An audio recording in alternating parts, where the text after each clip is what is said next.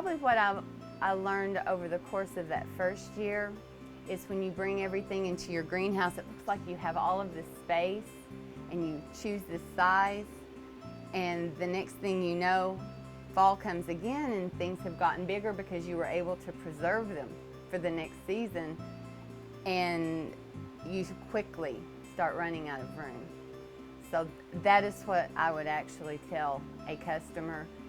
Whatever size you think, get the biggest size you think you can afford, because you will fill the space. Your plants will grow, you'll repot them in bigger pots, and before you know it, it's full. I thought I will be in this one forever. I will have this space, this is awesome. And when I got everything in here, I started looking around and I was like, okay, now when can you build the next one?